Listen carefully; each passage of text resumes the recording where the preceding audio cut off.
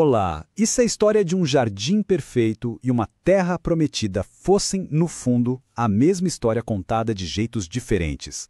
Hoje a gente vai seguir esse fio condutor, essa trama que conecta o Éden a Canaã para entender uma narrativa incrível de promessa, perda e, o mais importante, de restauração. Vamos mergulhar nessa história. Para começar, vamos direto ao ponto que mudou tudo. É um verdadeiro antes e depois. De um lado, o que era o Éden? Vida sem fim, tudo providenciado por Deus, uma comunhão direta, sem barreiras. Do outro, a realidade dura depois da queda. A morte se torna inevitável, o trabalho vira um fardo e o relacionamento com o Criador é quebrado. Essa fratura é o ponto de partida de todo o resto. Então, para a gente desvendar essa grande história, nosso caminho vai ser este aqui. Primeiro, a gente vai olhar de perto o paraíso que foi perdido. Depois, vamos ver como a promessa de uma nova terra acendeu uma esperança. Na sequência, a gente vai descobrir qual era a chave para herdar essa bênção. Vai ver que o convite sempre foi para todo mundo. E por fim, vamos entender como essa promessa antiga chega até os dias de hoje. Vamos começar então pelo começo de tudo, o paraíso perdido. Mas afinal de contas, o que o Éden significava de verdade? E aqui está o pulo do gato. O Éden não era só um lugar paradisíaco. Pensa nele como uma grande sala de aula a céu aberto, um lugar de relacionamento profundo. Era ali que Adão e Eva aprendiam quem Deus era, simplesmente por conviver com ele. Era a personificação da vida plena que Deus sempre quis para a humanidade. E aí, tudo muda. A desobediência chega e as consequências são imediatas. E olha, devastadoras. A porta para a árvore da vida se fecha. E isso é fundamental porque significou que a vida, que era para ser eterna, agora tinha um prazo de validade. O sofrimento e a morte viraram a nova regra do jogo, uma realidade que alterou a condição humana para sempre. Mas a história, felizmente, não acaba na tragédia. E é aqui que a gente entra na segunda parte, a promessa de uma terra. Bem no meio da escuridão da queda, uma luz de esperança aparece no horizonte. Essa luz era a promessa da terra de Canaã. E o ponto central aqui é este. A terra prometida não foi algo conquistado por esforço ou por mérito, foi um presente, pura e simplesmente um presente. Do mesmo jeito que Adão e Eva não fizeram nada para merecer o Éden, o povo de Israel não fez nada para merecer Canaã. Nos dois casos foi uma iniciativa da graça de Deus, mostrando um paralelo claro entre a criação original e o plano de restauração.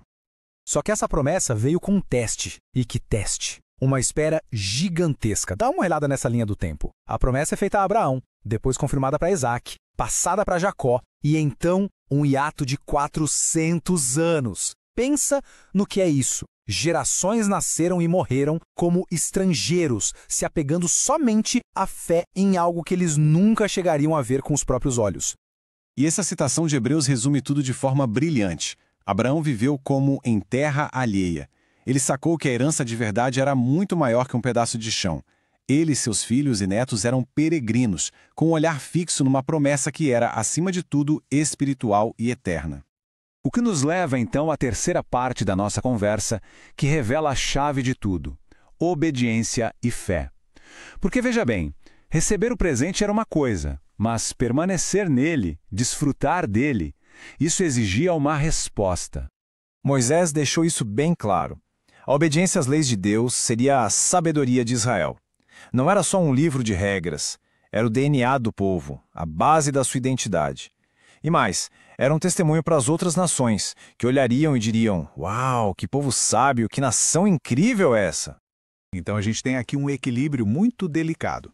A terra foi um presente da graça, totalmente merecido, sim, mas a permanência nela, o desfrutar das bênçãos, isso dependia da obediência.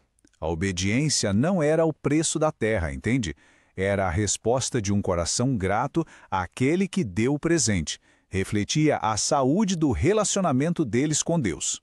E essa comparação aqui é simplesmente genial. Pensa só, do mesmo jeito que cooperar com as leis da natureza, plantar na época certa, cuidar do solo, faz a terra dar frutos, cooperar com as leis morais de Deus faz o coração humano dar frutos, refletir o caráter dele. Nos dois casos, é a parceria com Deus que gera vida e abundância. E agora, a história se abre, o foco se expande. A gente entra na nossa quarta parte. Um convite a todas as nações. Porque desde o comecinho, o plano de Deus sempre foi muito, mas muito maior do que apenas um povo.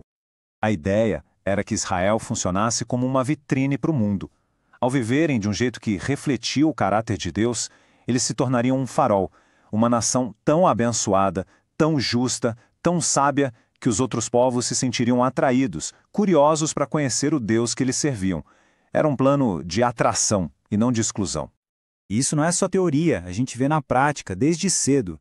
Temos Raabe, uma mulher cananeia, e Rute, uma moabita. As duas eram de nações de fora, mas, porque se voltaram para Deus, foram completamente acolhidas e integradas ao povo da promessa. Isso prova que a porta sempre esteve aberta. E a visão final? A visão final é de tirar o fôlego. O sonho de Deus não era apenas uma nação isolada, mas um reino que se expandisse até abraçar um mundo inteiro. Um planeta inteiro vivendo sob o governo de amor e justiça de Deus, restaurando a paz e a alegria que foram perdidas lá no Éden. Uma restauração em escala global. E tudo isso nos traz para a nossa última parte, que é a mais pessoal de todas. Herdeiros da promessa final. Como é que essa história de milênios atrás se conecta com a nossa jornada hoje? A jornada daqueles patriarcas acaba se tornando um mapa para nós. Como seguidores de Cristo, a gente herda promessas que são ainda maiores do que as deles. Mas a condição para receber essa herança é a mesma. Sermos imitadores daquela galera que, com fé e paciência, nunca desistiu de esperar pela promessa. E o que é, afinal, essa promessa final? É a chamada Canaã Celestial. Esse é o verdadeiro destino. Não é um lugar no mapa, mas sim a restauração completa de tudo aquilo que foi perdido no Éden. Vida eterna, comunhão perfeita com Deus, uma herança que a gente recebe pela fé e pela perseverança em Cristo. Então, na prática, como se vive como herdeiro dessa promessa hoje? A resposta está em 3 atitudes bem concretas. Primeiro, perseverar com fé. Continuar confiando mesmo quando a promessa parece longe. Segundo, se agarrar na esperança, como uma âncora para a alma. E terceiro, imitar os patriarcas, ou seja, viver aqui na terra como peregrinos, sabendo que nosso verdadeiro lar ainda está por vir. E para a gente fechar, fica uma pergunta no ar para a gente refletir. Se o nosso verdadeiro lar, a nossa pátria final, não é aqui, o que isso muda na prática? Como é que essa certeza, essa jornada de fé, transforma radicalmente o jeito que a gente vive, trabalha e se relaciona aqui e agora? Fica aí a reflexão.